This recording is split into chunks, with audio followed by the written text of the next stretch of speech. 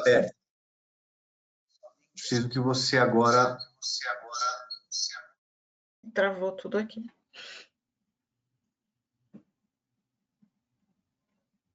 feche seu microfone, por favor.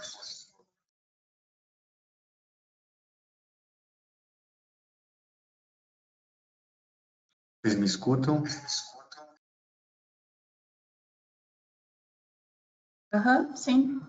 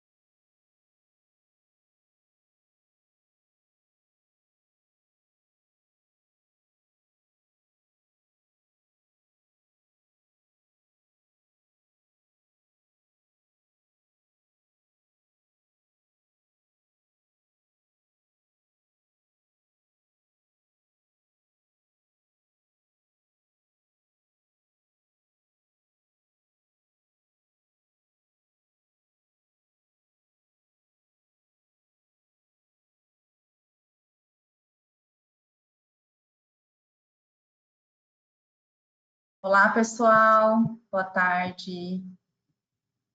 Me ouvem bem? Me avisem por aqui, pelo chat, pelo questions. Vamos aí dar início à nossa segunda aula, né, do módulo 2, dos nossos cursos online do SEC. Olá. Estou vendo que tem várias pessoas entrando aí já. Muito legal. Já vejo várias pessoas aí conhecidas. Obrigada por estar aí conosco na nossa segunda aula.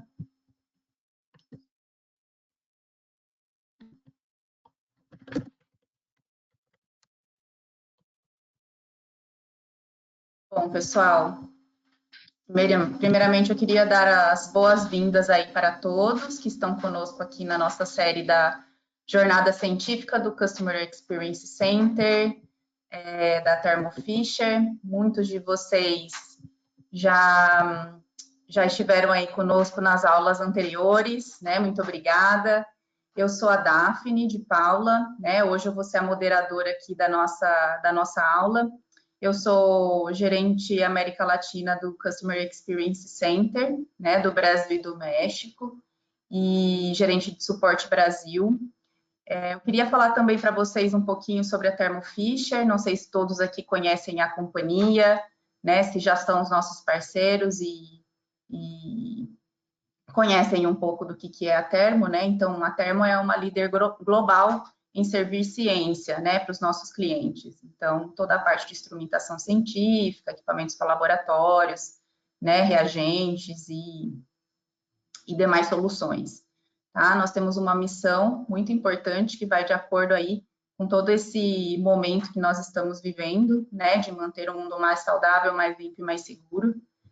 E justamente por conta disso, né, para que todos vocês aí estejam seguros e mantendo as suas pesquisas, recebendo conteúdo, né, e utilizando as suas plataformas, a gente optou por trazer essa iniciativa aí online, né, para ajudar vocês aí no dia a dia. Bom, a gente preparou essa jornada científica, né, para os que não participaram conosco no módulo anterior, né, então não tivemos aí um primeiro módulo na semana passada de Life Sciences, com 2 aulas.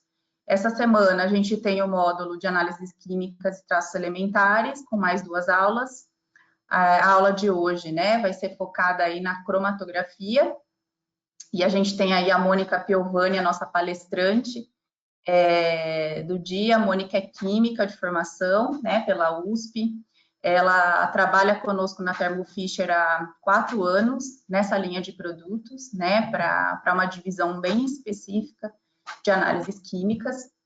E aí, aproveitem para fazer suas perguntas, né, aproveitem a aula ou o conteúdo.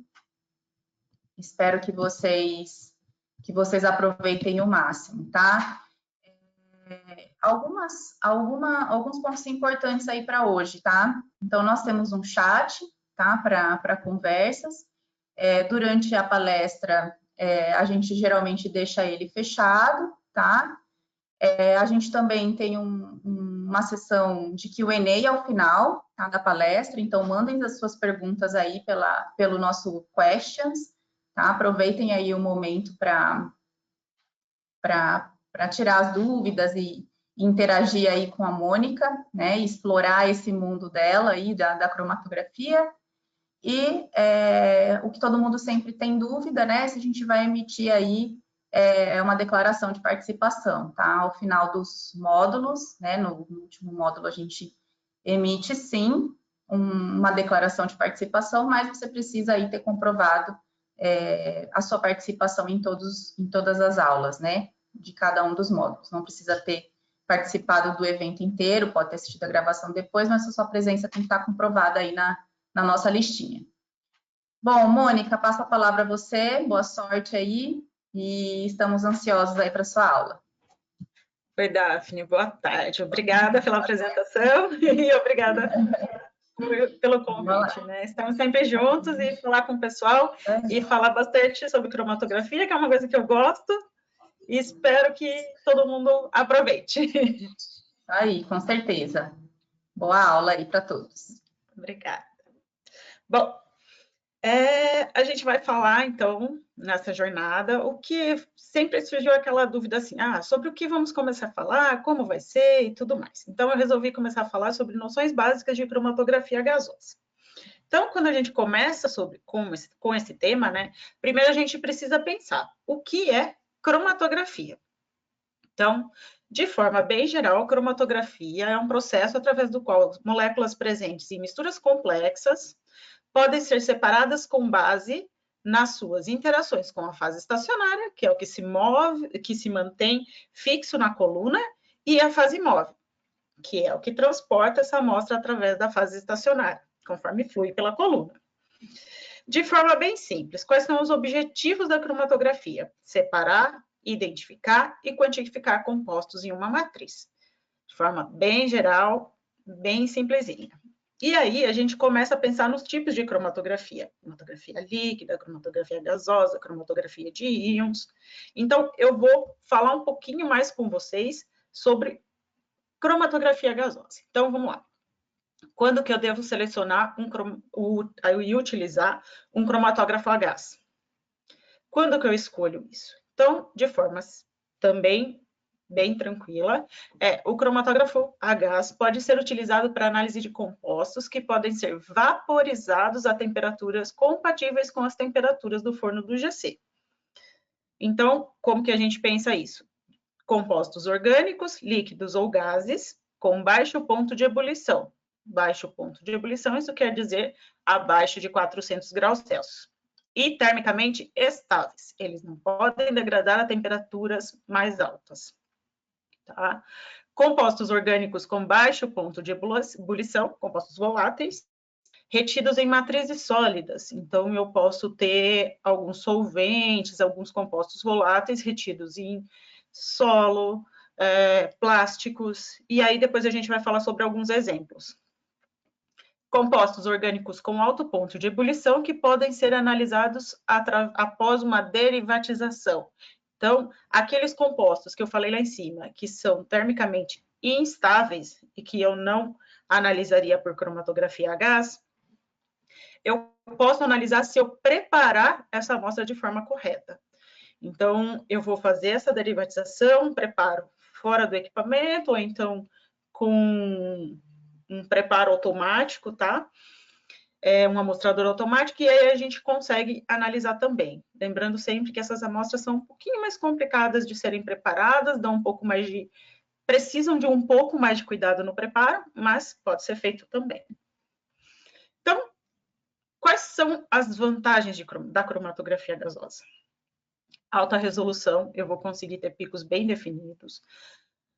Alta velocidade, é uma análise rápida e existe a possibilidade também da gente fazer análise no modo fast. Então, eu vou utilizar colunas específicas, rampas de temperaturas mais rápida. Para quê? Para encurtar esse método de análise que eu tenho. Alta sensibilidade, consigo chegar a concentrações bem baixas e alta precisão. As limitações. A amostra deve ser volátil, como eu mencionei anteriormente. Amostras sujas devem passar por limpeza. E outro equipamento, muitas vezes, como um espectrômetro de massa, deve ser utilizado para confirmação. Então, são coisas que a gente precisa pensar antes de determinar qual equipamento que eu vou usar. O cromatógrafo a gás vai ser suficiente? Preciso passar para outro tipo de cromatografia ou não?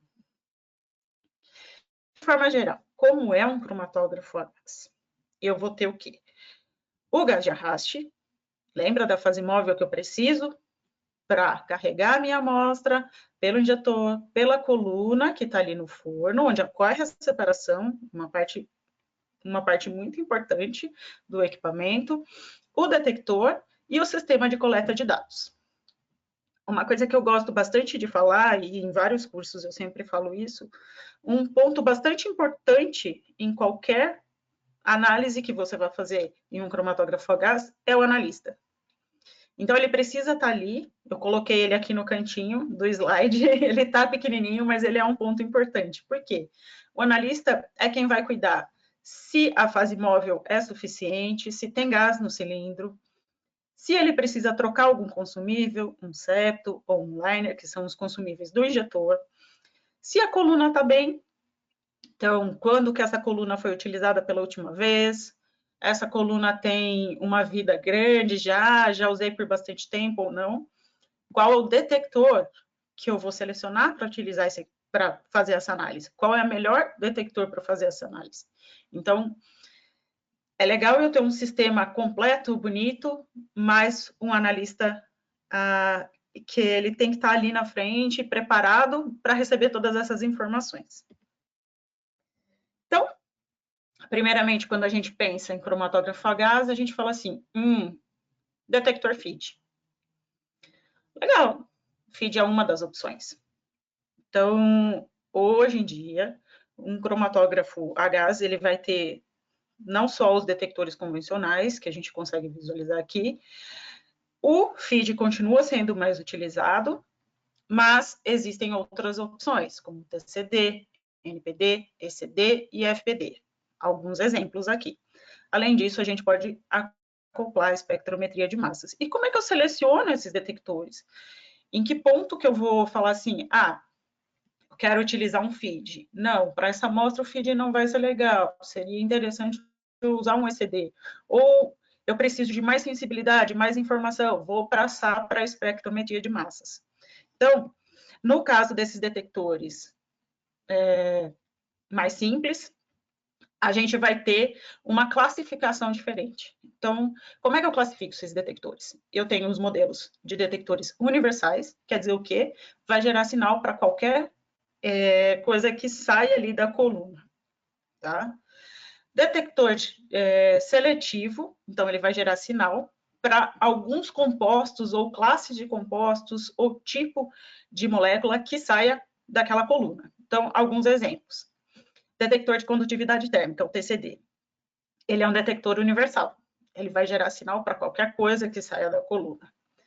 Ele é muito utilizado em indústria petroquímica, porque eu consigo analisar em até concentrações de ppm, gases.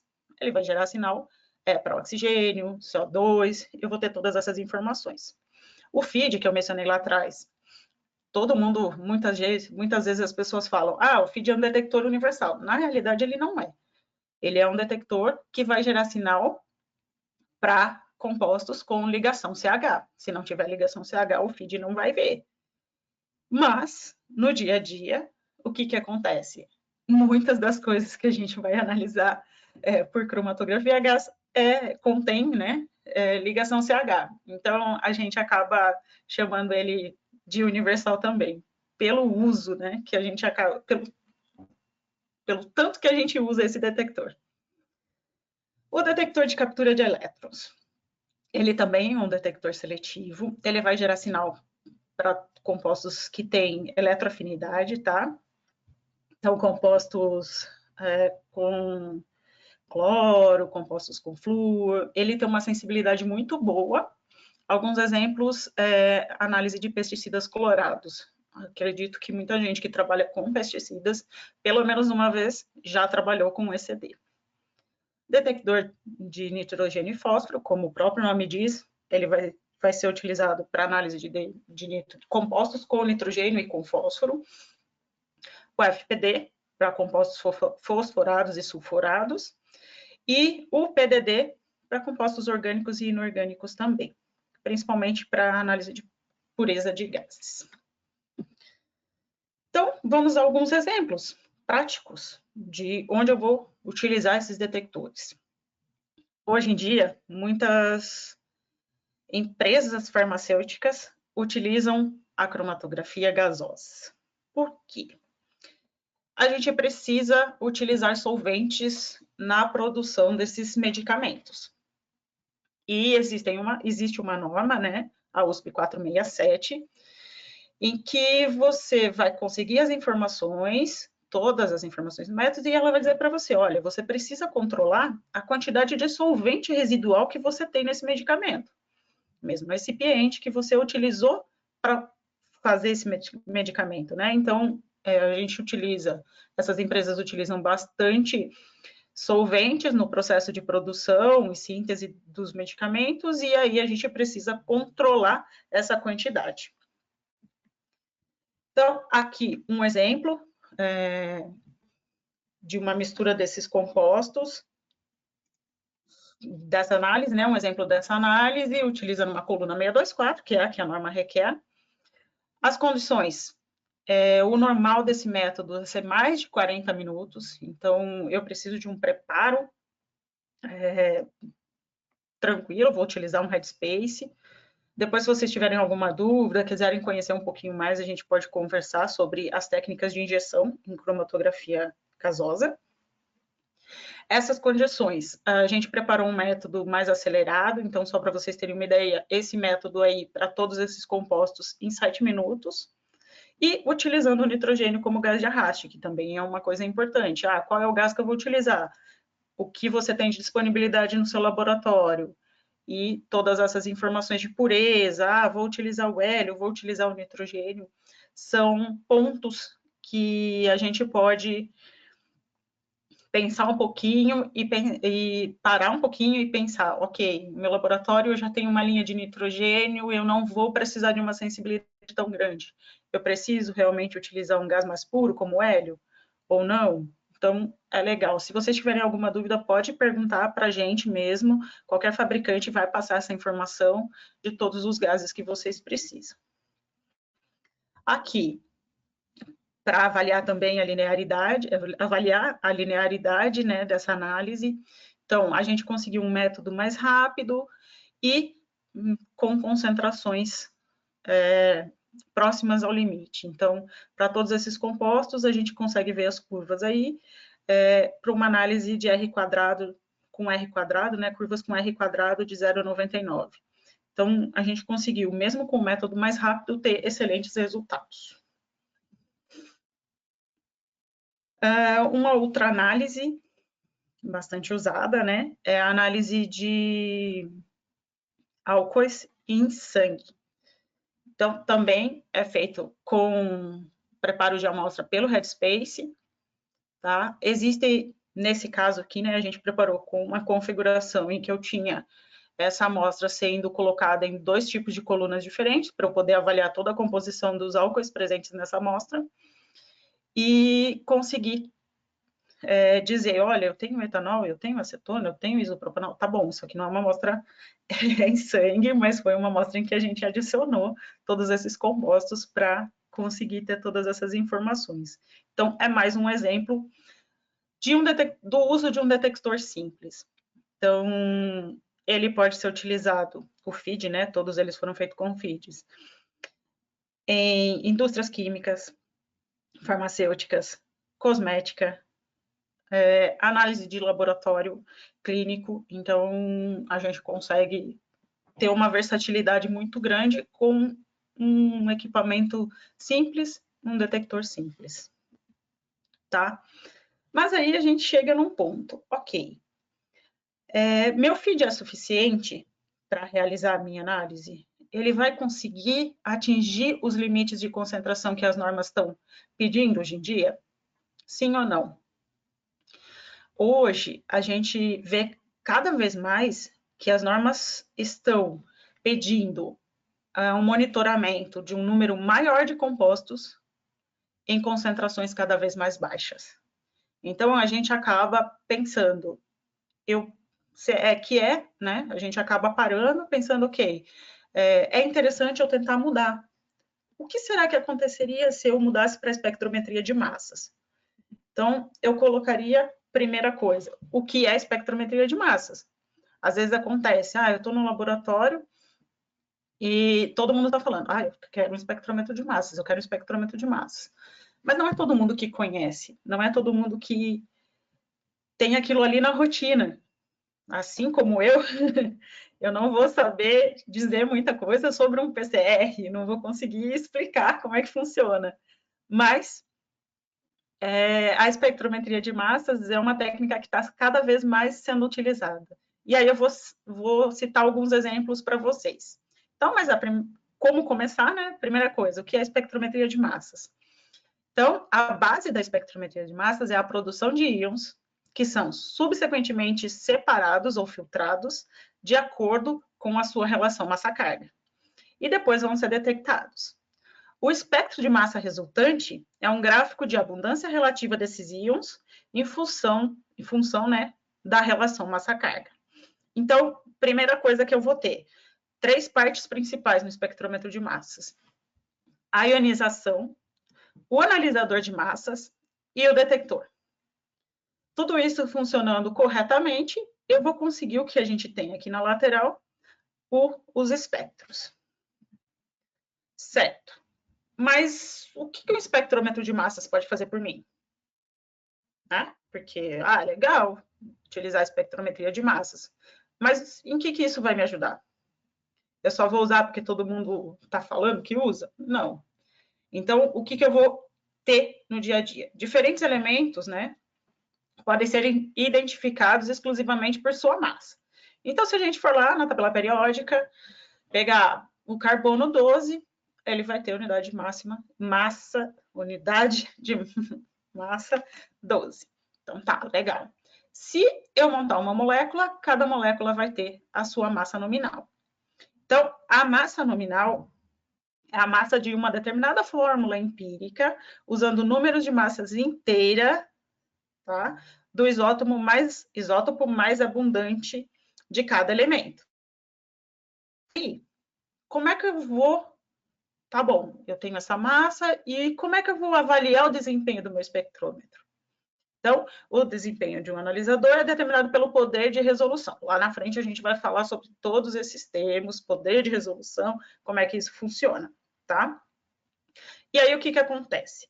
O poder de resolução é a capacidade que esse espectrômetro vai ter de diferenciar massas e faixa de massa, né? E a transmissão iônica necessária.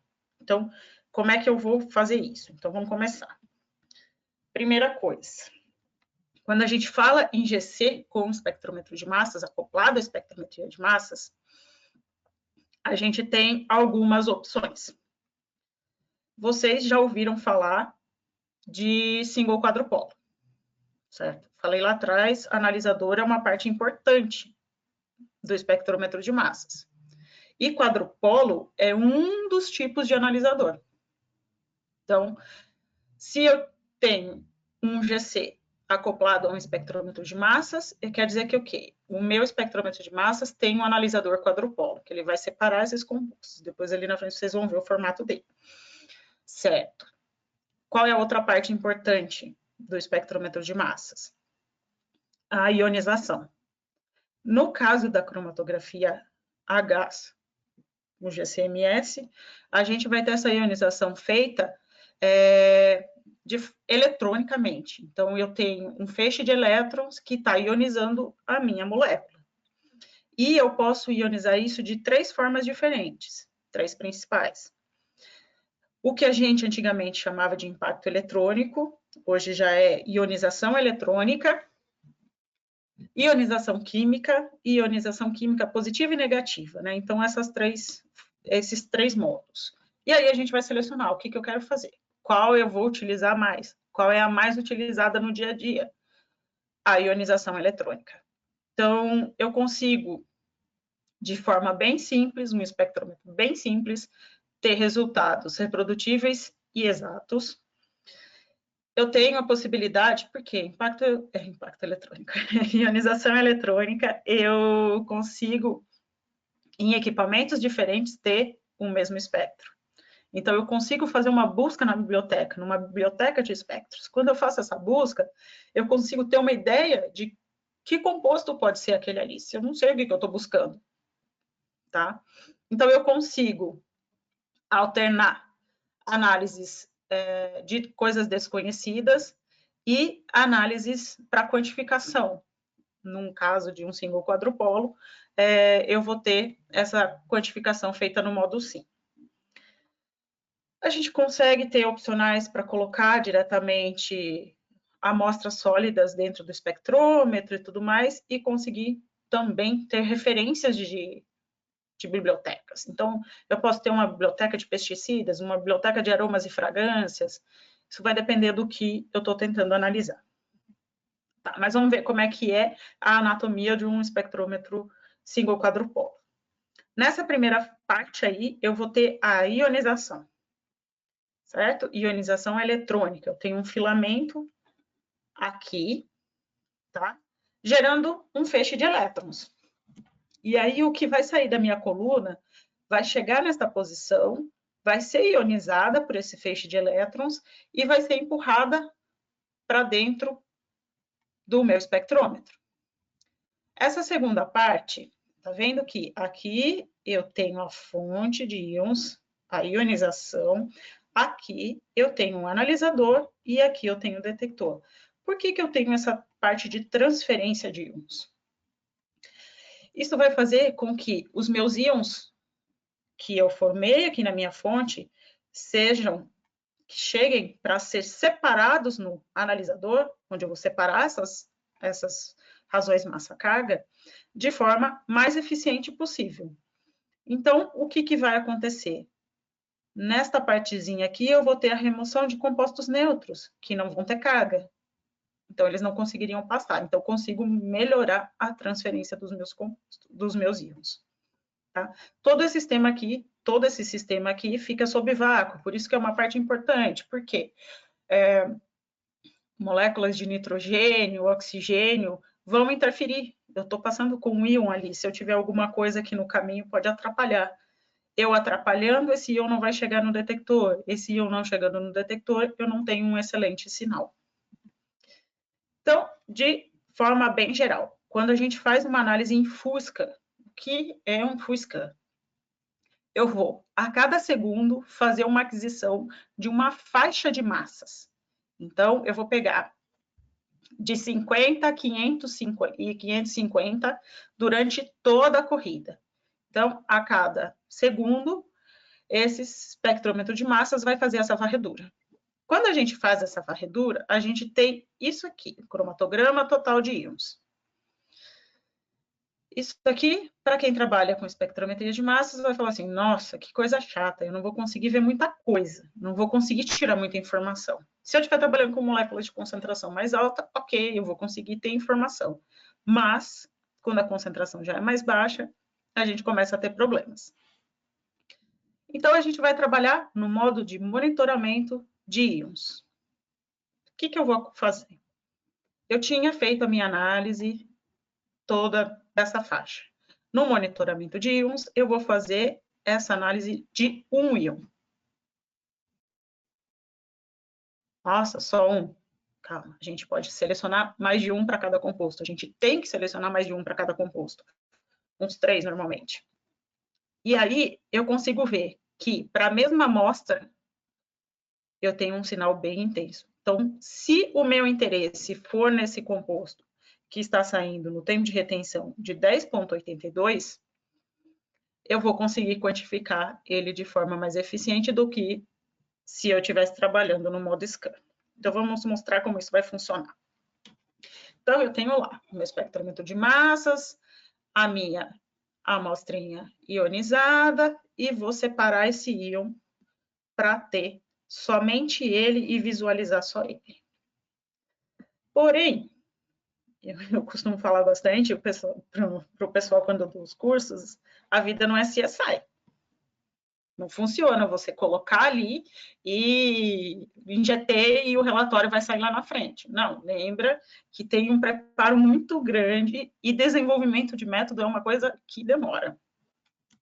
E nos casos se eu trabalhando com um modo sim, o que pode acontecer? Eu posso ter um interferente com o mesmo íon que eu estou buscando, a mesma massa. O quadrupolo, ele não tem um poder de resolução excelente. Eu vou conseguir ver com uma casa depois da vírgula, tá? Ele tem resolução unitária. E aí, esse interferente, que é da matriz, vai chegar no meu detector junto com o meu composto de interesse. E aí, eu vou ter esse ombro no meu pico. Não é legal, porque eu não vou poder quantificar da forma que eu gostaria. E aqui, só para vocês visualizarem de novo, né? A gente pode selecionar mais de um íon para cada composto, a gente deve selecionar mais de um íon para cada composto, porém, eu posso ter falsos positivos quando eu tenho esses íons interferentes. Então, e aí, o que a gente faz? Lembra que eu falei lá na frente? A gente precisa chegar a concentrações mais baixas para um número maior de compostos no mesmo tempo e, de preferência, no menor tempo possível. Então, eu gostaria, de certa forma, remover esses interferentes. Então, a gente começa a pensar, tá, que outro tipo de analisador de massas eu posso usar? Ou então, será que seria legal eu colocar mais de um analisador em um só equipamento? Aí você começa a pensar, olha, que legal, posso fazer isso também. Então, primeira coisa que a gente faz, eu tenho um quadrupolo, vou colocar outro quadrupolo lá dentro, que é, de forma mais básica, eu vou fazer o quê? Eu tinha um sistema em que eu tinha a fonte, o analisador e o detector. E aí eu vou para um modelo triplo quadrupolo. Eu tenho a fonte, um analisador, uma cela de colisão e um segundo quadrupolo. Tá, mas por que chama triplo quadrupolo? Porque lá atrás, nos primórdios, isso aqui também era um quadrupolo. Mas hoje a gente já tem uma cela de colisão. Eu vou ter injeção de gás aqui para... Vocês vão ver aqui. Tá?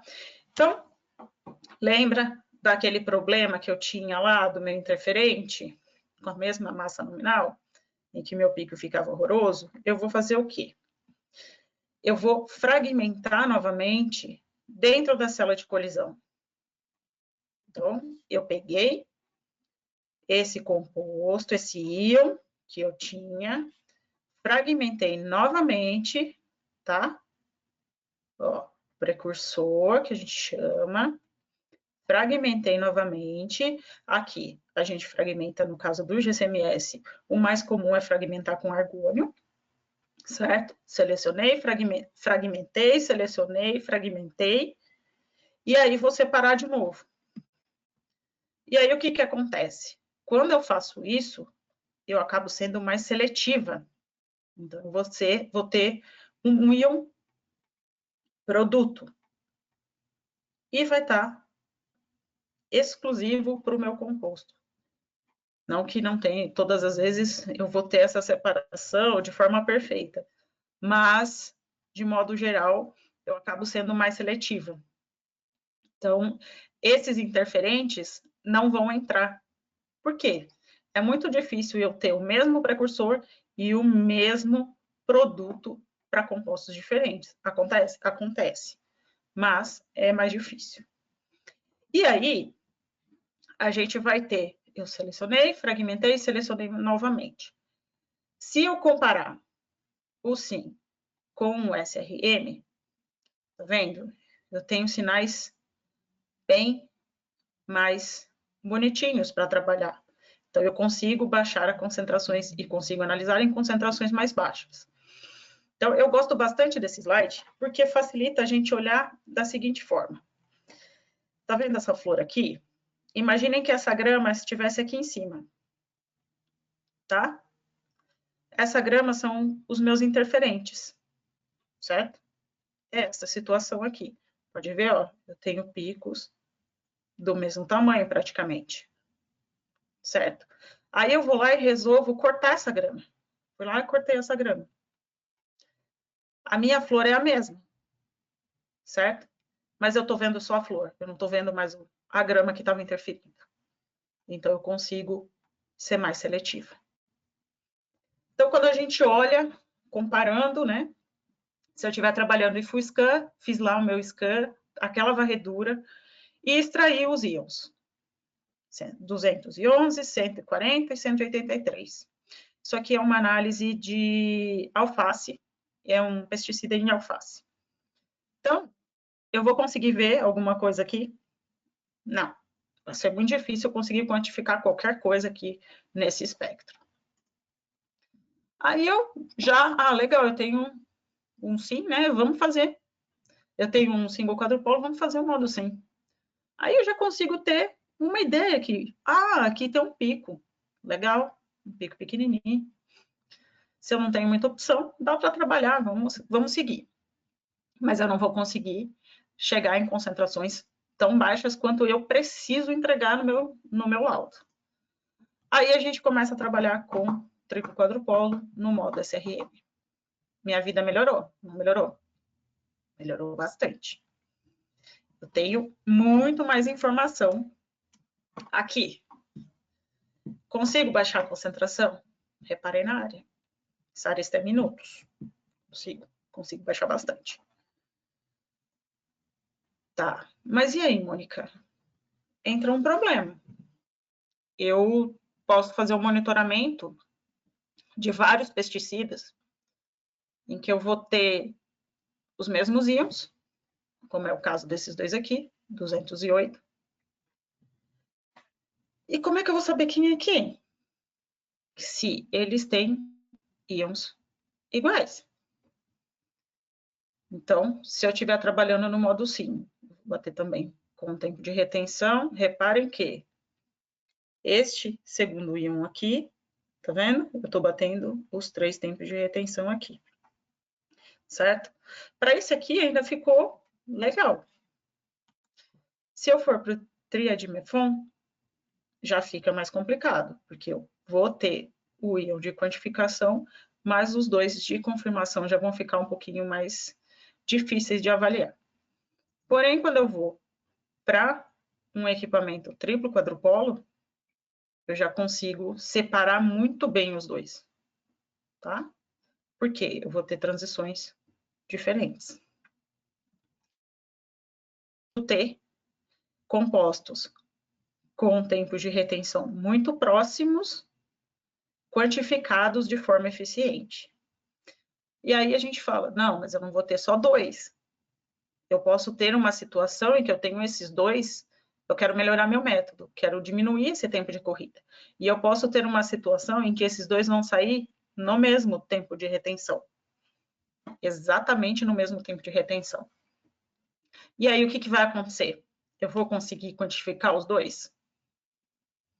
Até consigo, vou ter que ter um pouquinho de trabalho, vou ter que mexer na cromatografia, vai demorar um pouco mais para entregar o método para o pessoal de controle, mas posso conseguir.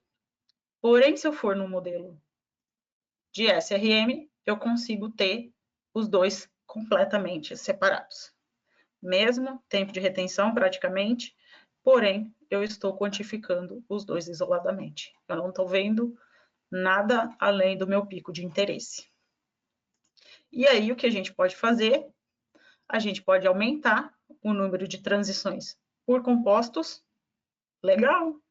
Ou então, aumentar o número de compostos. Então, lá atrás eu tinha 2. Aqui eu fui para 8 compostos, os limites em ppb, limites bem baixos, R quadrado muito bom para as minhas curvas, tá? Picos simétricos, legal. E se a gente aumentar um pouco mais? Funciona? Funciona. Então, aqui a gente já está para uma análise de 203 compostos. No caso dos pesticidas, dioxinas em alimentos, vocês conseguem encontrar hoje no mercado muitas bibliotecas prontas, porque são análises tranquilas de serem feitas e já está com métodos bem estabelecidos. Então, você consegue ter uma rotina para análise de 300 pesticidas e uma corrida de 35 minutos. Então, se eu pegasse lá atrás esses 300 pesticidas, eu teria que injetar todos eles, verificar qual seria o íon precursor, qual seria a transição para cada um deles, mesmo que eu faça um mix, vai demorar um tempinho. Então, hoje, com essa facilidade que os fornecedores dão para a gente consegue ter esses métodos prontos e colocar para rodar de forma mais rápida no dia a dia. Então, a gente consegue ter essa informação, o resultado, né, final das minhas análises de forma bem menos trabalhosa do que era antigamente. E aí, alguns exemplos. Então, eu selecionei um exemplo aqui, tanto para espectrometria de massas, né? Então, esse foi feito num single quadrupolo e dividindo o fluxo, né, com um feed. É uma análise de solvente residual também, porém em embalagens de alimentos. Nossa, Mônica, solvente em embalagem de alimento? Sim. Se vocês pararem para pensar, isso é uma parte muito importante. Lembra lá, medicamento a gente considera super importante para não ter solvente residual. Porém, as embalagens a gente não pensa muito, mas tudo que a gente ingere tem contato com a embalagem. E aí, há um bom tempo atrás, não sei se vocês já repararam, embalagens de pão de forma tinham a impressão feita do lado de dentro da embalagem, não do lado de fora. Tá. O que isso pode interferir no meu pão? Pode interferir que eu tenho tinta nessa embalagem. Essa tinta tem um solvente.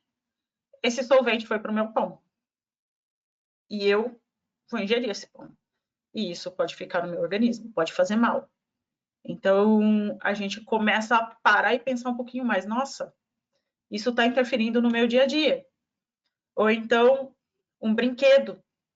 Um brinquedo que eu vou dar para o meu filho e ele vai ter o contato com um plástico com resíduo de solvente ou alguma coisa assim. Então, se vocês forem procurar em qualquer site, alguma coisa assim, vocês vão encontrar esses tipos de aplicação. E é bem legal de ver, tá? A gente não imagina, mas existe. Além disso, uma outra aplicação, a gente utiliza bastante também embalagens recicladas no dia a dia, né? A gente recicla. Essas embalagens precisam passar por um processo para garantir que nada residual reste nessa mesma embalagem para voltar para um refrigerante, por exemplo. Então, é uma análise bem legal de ser feita e é uma coisa que a gente nem pensa no dia a dia. E aí, lembra lá atrás que eu falei sobre os analisadores? A gente também tem as analisadores de massas de alta resolução. Como é que funciona isso? Então, lembra que eu falei de resolução. Mas aí a gente pensa, o que é resolução e o que é poder de resolução? Tá? Então, de forma bem geral, resolução é a separação de dois picos de uma massa semelhante em um espectro de massas real. Então, eu vou ter esses dois picos aqui bonitinhos. Certo? Então, quanto eu consigo separar essas duas massas. E poder de resolução é a capacidade que o meu instrumento tem para distinguir dois picos com massas similares, ou muito próximas. Então, eu vou ter essa equaçãozinha aqui, tá? Eu vou ter massa sobre carga dividido pela diferença da massa sobre carga, tá? De forma bem tranquilinha. E aí, o que vai acontecer? Qual é a resolução, né? A equaçãozinha aqui. Então, eu vou ter, para avaliar essa habilidade, eu vou ter a massa medida no espectrômetro e a diferença entre a massa medida, a razão, né, entre a massa e o delta de massa. E aí também eu vou ter definição de exatidão de massa. Vocês forem procurar, eu vou comprar um espectrômetro de massas de alta resolução. Eu vou ver, a gente viu a diferença entre resolução e poder de resolução, e vocês vão olhar no site do fabricante, ele vai perguntar, ou mesmo alguém vai perguntar para vocês assim, qual a exatidão de massa que você precisa, qual é o erro que você quer avaliar. Então, eu vou medir esse erro, né? A gente normalmente reporta em ppm, então eu vou ter a massa exata desse composto, menos a massa medida, dividido pela massa exata vezes 10 à sexta. E aí um exemplo, né, de analisador de massas de alta resolução, eu vou mostrar alguns exemplos também de aplicação para vocês, é o analisador Orbitrap. Como é que ele funciona? A gente vai injetar esses íons separados lá na minha coluna, tá? vou injetar ele no analisador Orbitrap. Esses íons vão ficar oscilando, tá? No eixo axialmente, né? E essa frequência é proporcional à massa. Então, eu vou ter uma imagem de corrente dessas oscilações. Então, esses íons vão ficar oscilando e eu vou ter essa corrente. E aí, o que que eu faço? Eu pego essa imagem e, por transformada de Fourier, eu vou converter em espectro de massas. E eu vou ter um sinal, né, de transiente medido. Vixe.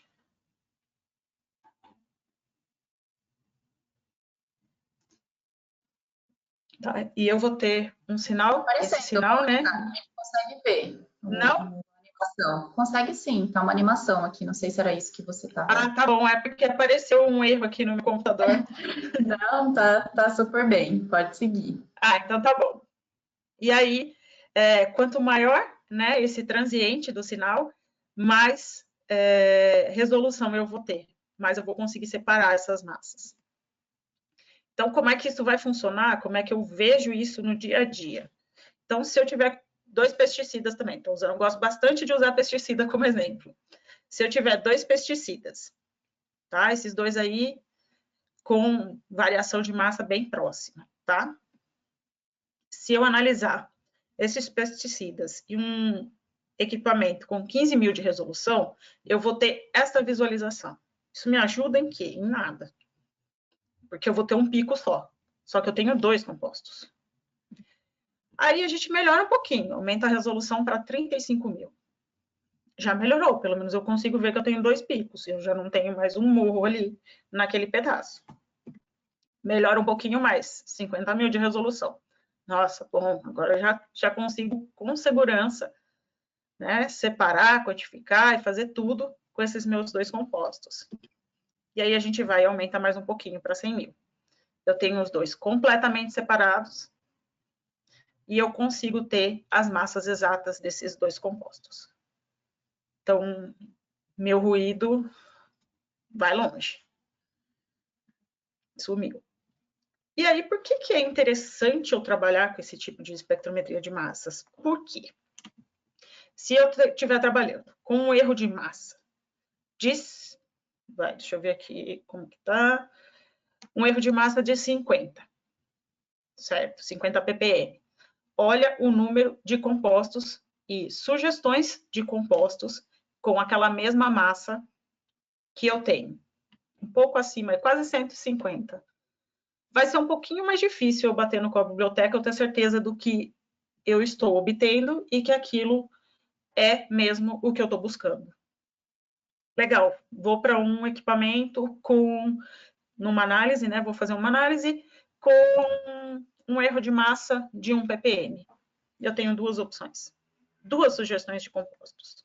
Então, quando eu comparo um espectro medido com um espectro real, teórico, né? Um real com um teórico, eu consigo ter uma boa similaridade. Dessa forma, eu consigo ir para a busca de biblioteca e dizer, esse composto que eu estou buscando é esse aqui mesmo, com segurança. Tá? E aí, quando a gente faz tudo isso, a gente não está trabalhando simplesmente em SRM ou em SIM, a gente está trabalhando em full scan. Por quê? Porque eu tenho todas essas informações. Tá? Então, se eu pegar uma análise de pesticidas para quantificação em um triplo, em um equipamento de alta resolução, eu vou ter essas diferenças no MRL típico, né? Então, eu vou ter resultados muito similares.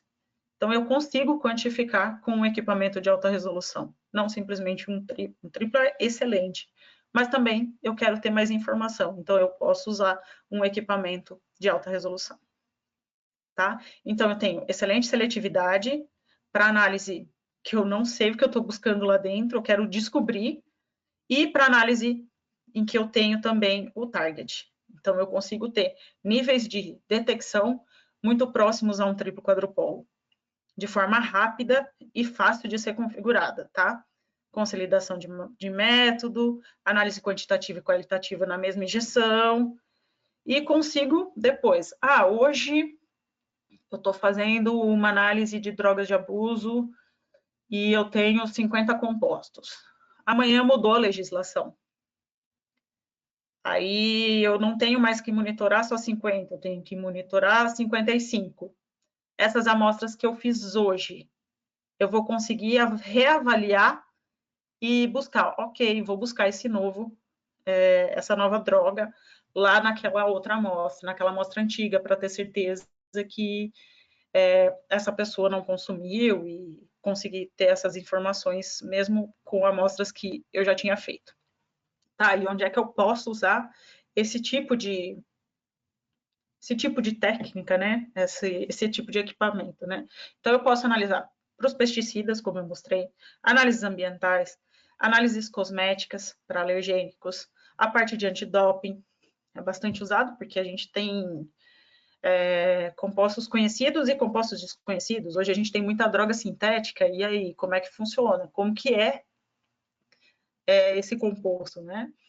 A gente consegue avaliar a autenticidade, a análise de alimentos para garantir que aquela carne é aquela carne mesmo. Extraíveis lixiviáveis, vocês já devem ter ouvido bastante na parte de farmacêutica. Alguns contaminantes que estão surgindo, coisas diferentes, na parte ambiental.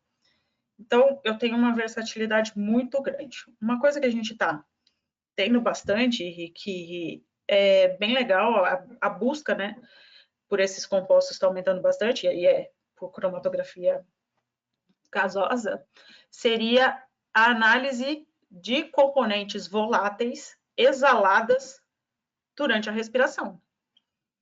Nossa, dá para fazer isso? Sim. Então, eu vou ter compostos orgânicos, endógenos e exógenos, tá? E também vou ter algumas coisas respiratórias. Então, vou ter proteínas, a parte viral, DNA, RNA, partículas virais, drogas e também alguns metabólitos não voláteis. Aí, o que acontece? Por que eu vou fazer isso? Como que isso vai acontecer? Então, eu vou ter mais de 1000 compostos voláteis, com alguns estudos que a gente já fez, mais de 1000 compostos voláteis, orgânicos voláteis, sendo liberados. Então, essa análise essa biópsia, né, de respiração, eu vou ter o quê?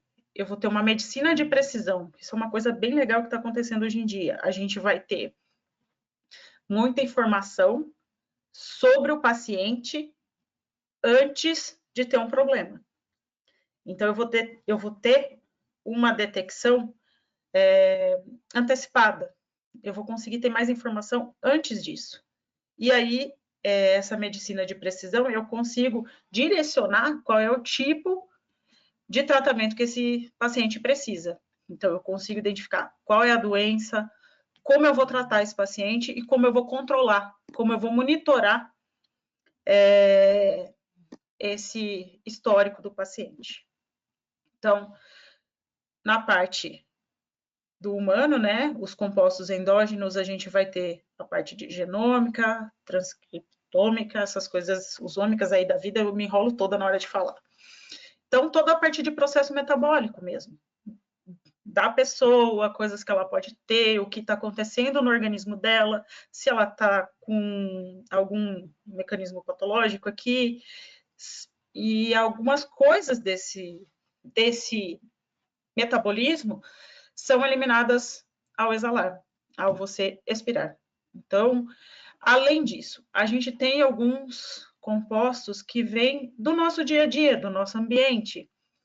Então, se eu sou sedentário ou não, se eu fumo, se eu não fumo, se eu tomo algum remédio, que tipo de comida que eu como, se eu tenho algum problema microbiológico na minha boca, alguma contaminação, tá? Então, são fatores externos que dependem do que eu faço no dia a dia, do meu ambiente.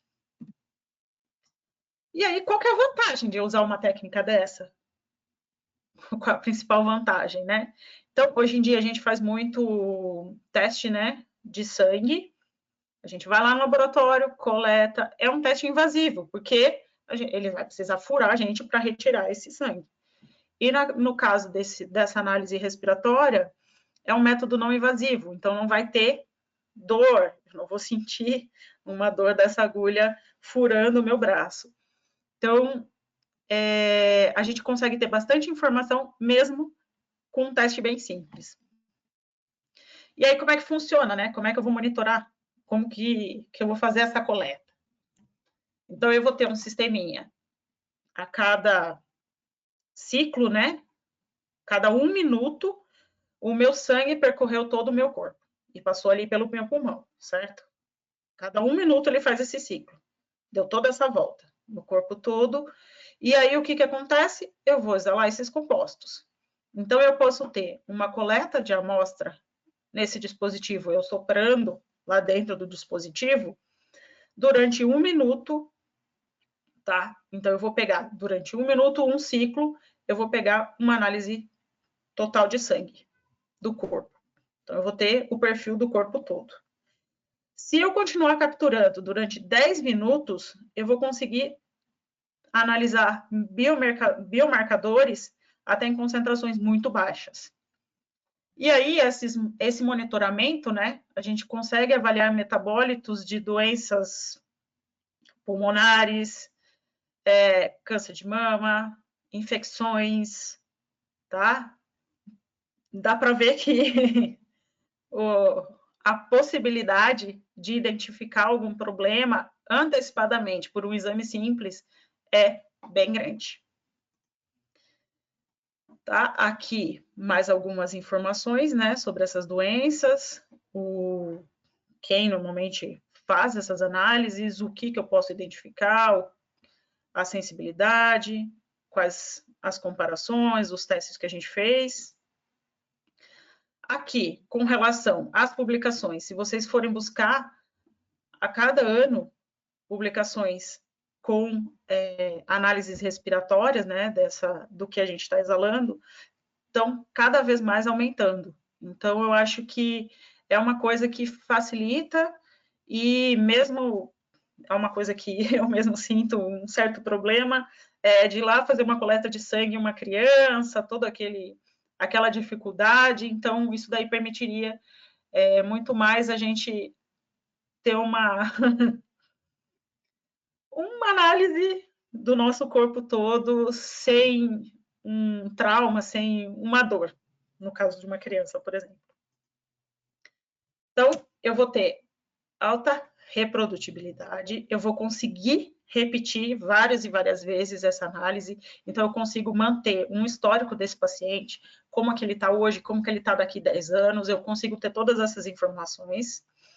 É uma técnica robusta, porque eu consigo avaliar tudo isso e a gente possui certificação também, né?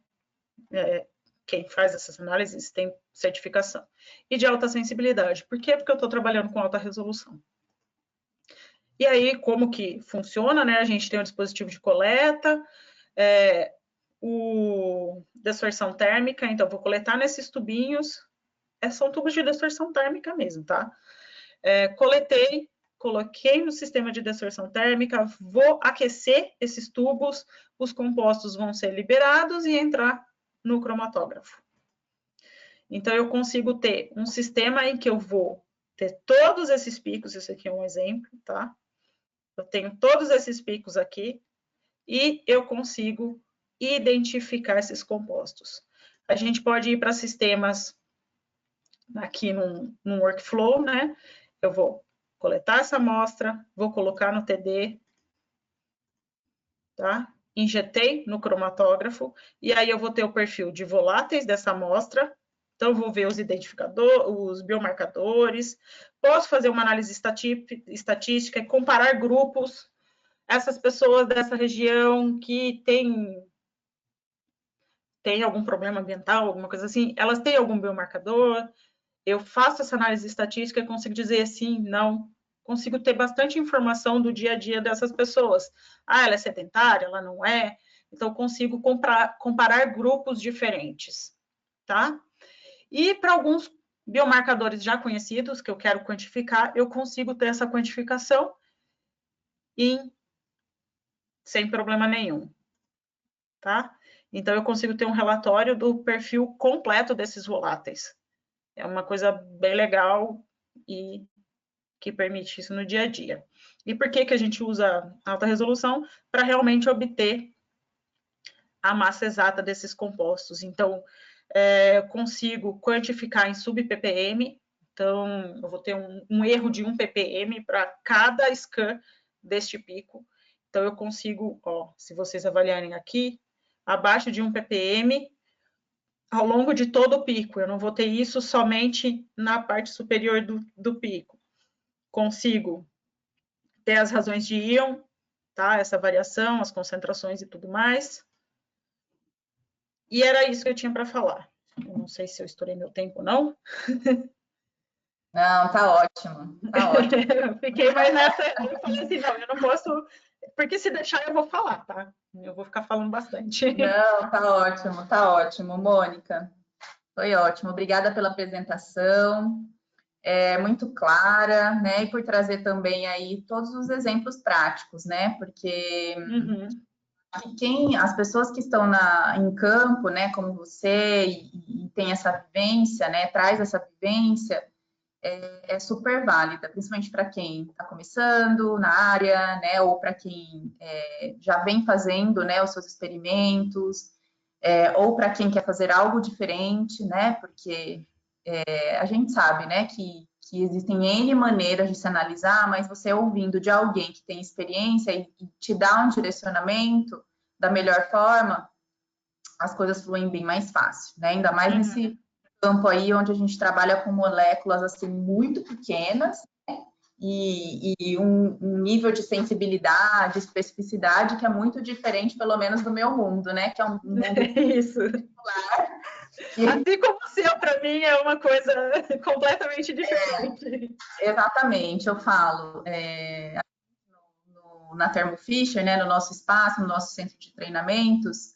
Na nossa estrutura, a gente tem uma estrutura em São Paulo, temos também uma estrutura no México, e a nossa estrutura de São Paulo, ela é dividida nessas grandes áreas, né, na área de ciências da vida, justamente, né, que foi o nosso primeiro módulo, e tem uma área de análises químicas e traços elementares, e são mundos completamente diferentes, equipamentos bem diferentes, mas eles, de alguma maneira, dependendo de algumas aplicações, eles se completam, vamos dizer assim, né? Sim. Quando a gente fala genômica, quando a gente fala proteômica, quando a gente fala metabolômica, eu posso buscar desde lá da biologia molecular, e tem um mundo até a área de as áreas, né, da cromatografia, que também é um mundo de omics que a gente pode explorar, né? Exatamente. Muito boa a palestra, essa aula para mim foi muito boa. Bom, eu tenho aqui vários feedbacks da aula, que foi muito boa, material muito bom. Legal, obrigada, gente. Tudo, né? Tem vários aqui, então depois eu te mando, você vai ver aí. Para o pessoal que está na aula, quem quiser ter acesso ao material, vocês podem fazer o download na aba de documentos, tá? Então, eu recebi algumas perguntas aqui, é bom avisar, né? O pessoal já pode ter acesso ao PDF da aula, tá? E tem algumas questions aqui para você. Vamos lá. Bem importantes, inclusive. Se eu não souber, eu digo que eu não sei, tá? Não, depois você responde, não tem problema. Sabe tudo, vai saber, vai ter erro. Bom, vamos lá. Eu tenho uma aqui que é muito boa, falando assim, te perguntando, atualmente, qual das técnicas é mais empregada para estudar partículas geradas pela microbiota humana ou microbiota do solo? Isto já pode ser considerado um uso corriqueiro para estas áreas?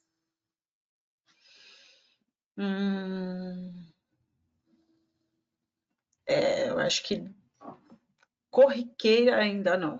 Acho que vai demorar um pouquinho mais para as pessoas começarem a colocar isso numa rotina mais assim, robusta e tal. Vai demorar um pouquinho mais. Tá. Aí tem uma aqui interessante, assim, a espuma dos colchões, ela é muito tóxica, então, baseado no feedback aí que você trouxe da sua apresentação? Do colchão? Isso. Tá, hoje em dia não. Todos esses compostos são monitorados em todas essas produções, embalagens, mesmo o colchão, eles têm que monitorar. Eu acho que o que mais impacta para a gente mesmo seria as embalagens de alimentos, que a gente tem um contato direto, a gente ingere, pode ir para dentro do nosso Compostos corpo. mais tóxicos, né? Isso. Ou então, por exemplo, se você parar a pensar em extraíveis e lixiviáveis, que a gente tem falado bastante para a farmacêutica. Eu até nem coloquei como um exemplo, porque eu já falei bastante disso, e está todo mundo já ouvindo, né? E aí, assim, por exemplo, imagina se tiver um solvente que ficou ali, que pode ser extraído pelo medicamento e ir para dentro do meu corpo. Se eu estiver falando de um solvente residual em um comprimido, eu vou tomar um comprimido algumas vezes ao dia, tá? Não vai ser uma influência tão grande, mas pensa se eu colocar se for um injetável, que eu vou colocar tudo de uma vez dentro do meu corpo e sem passar pela digestão, sem passar por nada. Então, acaba interferindo bastante. Legal. Aí eu tenho uma aqui, que fala assim, como eu poderia identificar novos compostos através da análise do GCMS? Tá. Então, você vai pegar, analisou a sua amostra e você vai fazer um scan para ter uma visão geral do que tem ali dentro. Vou bater com a biblioteca. Bati com a biblioteca. Sempre a gente, em análise de compostos orgânicos, a gente não vai usar uma técnica só. A gente sempre precisa ter algumas técnicas complementares. Então, eu quero buscar o que eu tenho nessa amostra. Posso começar com a espectrometria de massas, mas não necessariamente vai ser a única técnica. Eu posso ir fazer um infravermelho, um ultravioleta, uma ressonância magnética, vou ter todas essas informações, sempre complementar para garantir que eu vou ter a resposta mais correta. Mas na cromatografia gasosa, vou fazer um scan e depois, se eu quiser quantificar, utilizo um SIM ou o que eu tenho, né, disponível, um SIM, um SRM ou então uma alta resolução.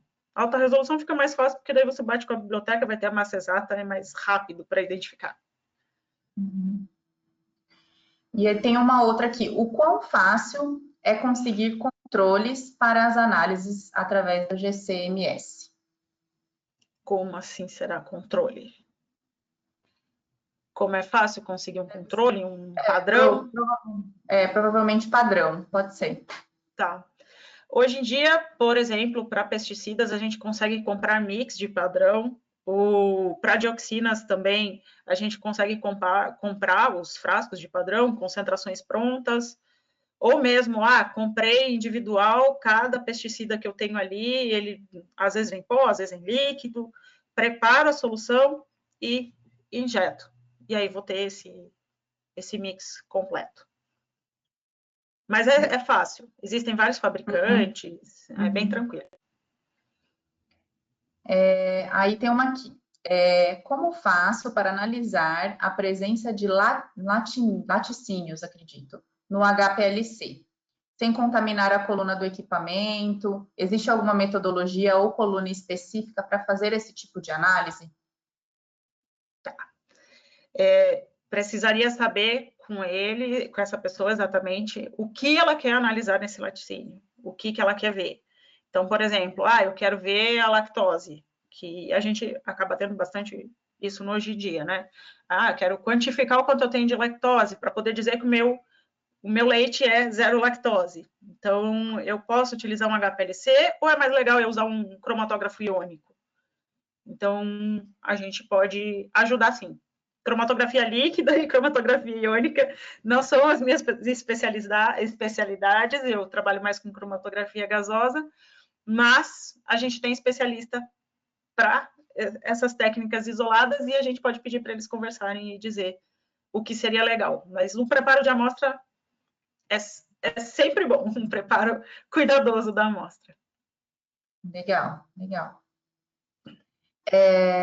No GCMS também ocorre perda da amostra, como no massas por ionização?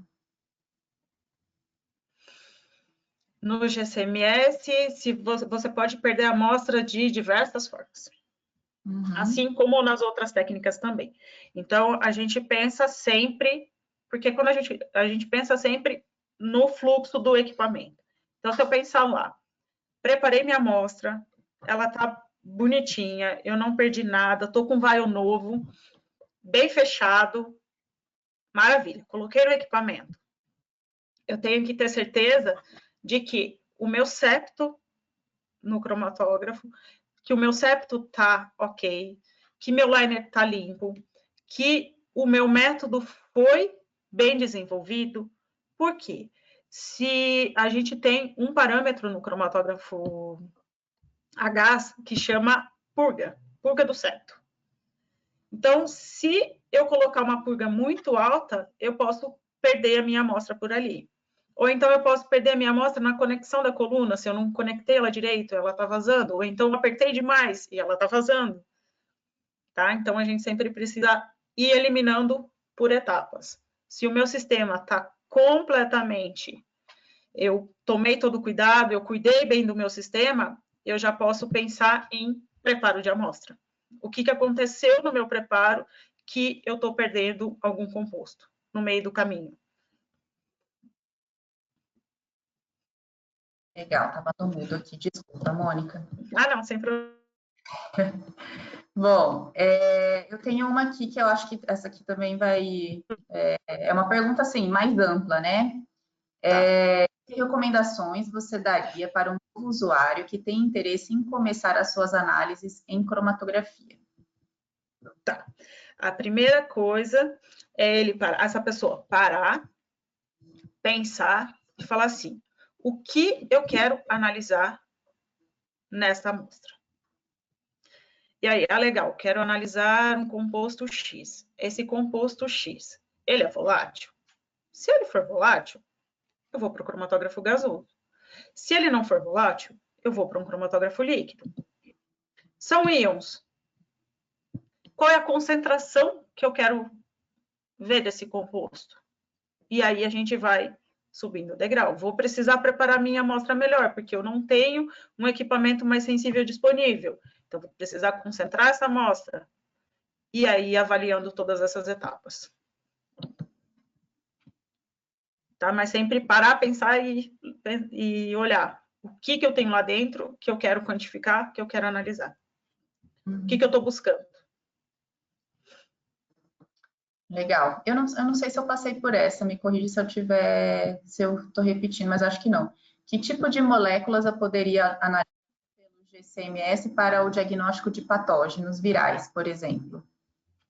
E aí eu preciso procurar. Isso eu preciso procurar. Bom, e aí por último eu tenho aqui, como se dá o acoplamento do GC com o Orbitrap? Coluna. Eu vou ter a coluna saindo diretamente dentro do espectrômetro na fonte de ionização, que também é ionização eletrônica. Da mesma forma que é para um single e para um triplo, no GC Orbitrap a ionização é eletrônica também. Por isso que a gente acaba tendo muita informação de biblioteca. Porque a gente consegue fazer essa busca. Hoje existem softwares para fazer análise de desconhecidos, fazer essa varredura e depois conseguir fazer uma análise estatística. Os próprios softwares fazem análise estatística, então o acoplamento é da mesma forma que um single ou um triplo quadrupolo. Legal, beleza. Como lidar com o fato do Orbitrap ser um analisador lento para um GC? A resolução continua sendo 140.000 igual ao Q Executive LCMS? Para o Q Executive GC, a resolução é 120.000. Ele foi, o analisador Orbitrap foi preparado para receber informação vinda de um GC. Então, ele foi deixado mais rápido, feito para o GC mesmo, para garantir esse resultado e garantir essa resolução. Beleza. Bom, acho que é isso. Não tenho mais perguntas aqui. Deixa eu só dar mais uma olhada aqui no meu chat, no meu questions. Tem mais um aqui, ó. E para identificação de novos compostos, eu preciso montar minha biblioteca? Você pode montar a sua biblioteca e existem as bibliotecas gerais. Se é um composto que alguma vez já passou por alguma biblioteca, você vai ter. E você pode montar a sua própria biblioteca. É tranquilo. Legal, legal. Tenho mais aqui. Não, eu não tinha visto, mas tem mais perguntas aqui.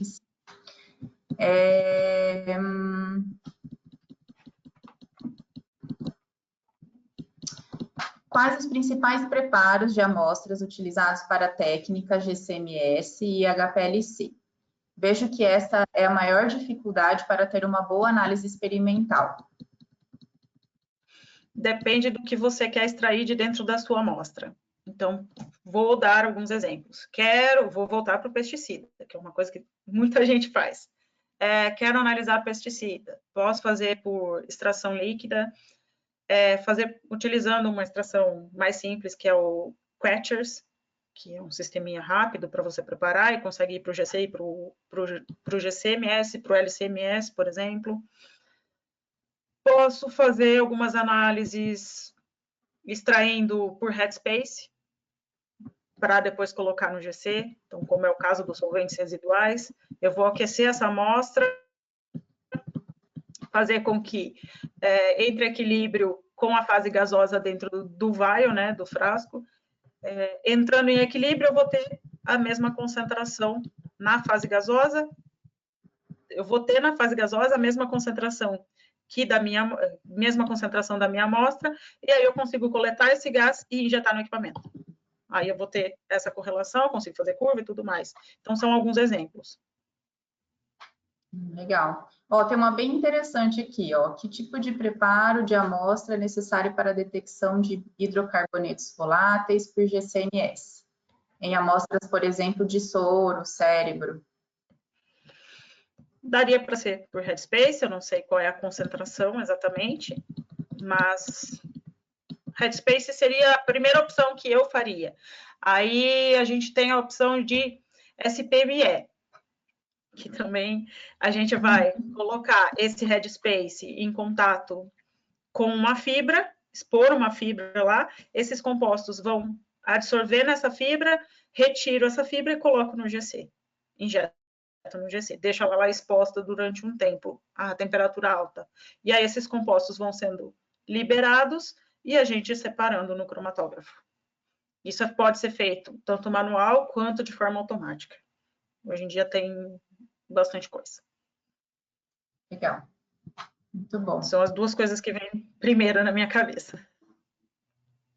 Aí tem uma pergunta aqui. Qual a diferença entre o detector de massas utilizado no GCMS e o equipamento espectrômetro de massas? Os dois são espectrômetro de massas. Os dois são espectrômetros de massas. A diferença vai ser o que tem lá dentro e como a minha amostra está chegando até ele. Por isso que a gente chama GCMS, porque o espectrômetro de massas está acoplado ao GC.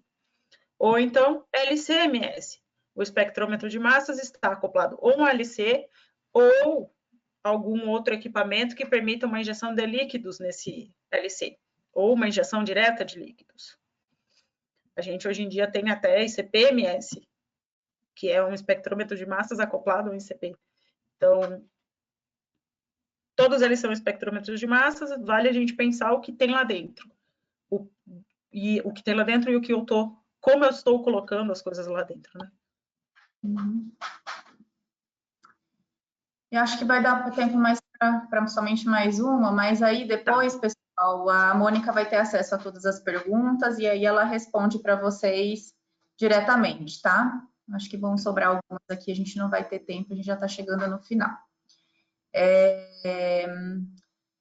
A seleção das colunas cromatográficas pode auxiliar na eliminação das interferências? Sim, mais o preparo de amostra. O legal das colunas é isso falando da cromatografia gasosa, você selecionar o que é melhor para a sua amostra. Hoje em dia, a gente tem colunas específicas para determinadas aplicações. Então, vou ter uma coluna FAME, que é para análise de metilésteres, de análise de metilésteres em ácidos graxos, né?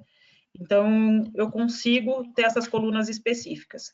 Se essa pessoa estiver perguntando depois, ela pode me mandar aí no chat também, falando sobre uma coluna para HPLC, ou alguma coisa, ou para algum outro equipamento, para um IC, a gente pode conversar com os especialistas das técnicas e essa pessoa vai te dar mais informação sobre colunas.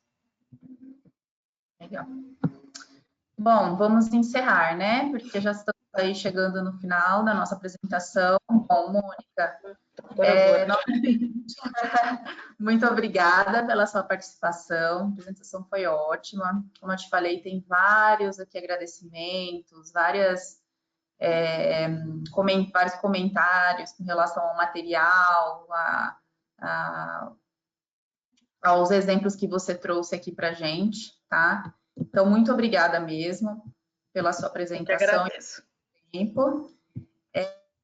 E aí, antes de encerrar, só lembrando, pessoal, né, a gente também teve vários questionamentos aqui com relação à certificação, declaração para os módulos, né? Então, sim, a gente vai emitir uma declaração para vocês, tá? Mas essa é uma declaração que contempla toda a sequência, né? Toda a jornada. Então, todos os módulos e todas as aulas. Então, é importante que vocês estejam ou tenham participado ou comprovado a presença em cada uma das aulas. Não precisa ter ficado todo o período, mas a presença precisa ser comprovada, tá? Como eu falei para vocês, vocês têm acesso à documentação, né, na aba aí de documentos. Então, tá a apresentação da Mônica em PDF, tá? Como eu falei para vocês, né, nós temos uma estrutura física do centro o Customer Experience Center, né, da Thermo Fisher, em São Paulo e no México.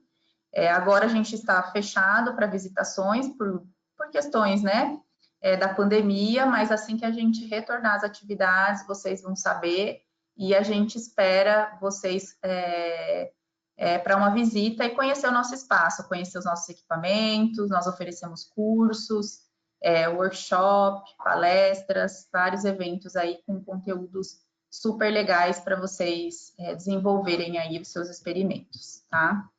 Bom, agradeço, espero vocês no próximo módulo, né? Nós temos na sequência, na próxima semana, o último módulo, né, de inovações em análises microbiológicas, e a gente tem 2 aulas, né, bem relacionadas aí à parte de alimentos, segurança alimentar.